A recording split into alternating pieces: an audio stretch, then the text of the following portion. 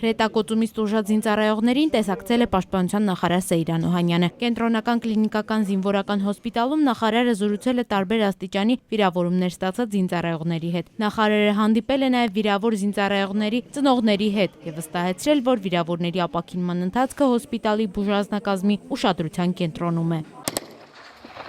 Պաշտպանության նախարարությունը մտահոգություն է հայտնել, որ հակառակորդը հետևողականորեն լարում է դրությունը սահմանին եւ սա պարբերաբար հանգեցնում է մարդկային կորուստների։ Մշտական լարման պատճառն այն է, որ միջազգային հանրության քննադատությունը մնում է անհասցե։ Պաշտպանության նախարարությունը ԵԱՀԿ Մինսկի խմբի համանախագահների եւ միջազգային կառույցների ուշադրությունն է հրավիրել այն հանգամանքին, որ ադրբեջանական կողմը ոչ միայն խախտում է հրադադարը, այլ նաեւ հրետակոծում է հայկական տարածքը։ Սա շփման գծում նոր իրադրություն է ստեղծում, սպառնալով վերածվել լայնածավալ ռազմական գործողությունների։ Հակառակորդին լռեցնելու, նրա գործողությունները կանխարգելելու եւ բանակցային գործընթացին աջակցելու նպատակով Հայաստանի զինված ուժերը այսուհետև օգտագործելու են հրետանային եւ հրթիռային խոցման համարժեք միջոցներ, մշտական խոցման տակ պահելով ադրբեջանական զինված ուժերի ստորաբաժանումների տեղակայման վայրերը, բոլոր զորաշարժերը, զինտեխնիկան եւ կենթանի ուժը։ Հայտարարության մեջ ասվում է նաև, որ հակամարտության կարգավորման քաղաքական գործընթացին աջակցելու նպատակով մինչև այժմ Հայաստանի զինված ուժերի զուսպ պահվածքը, ԵԱՀԿ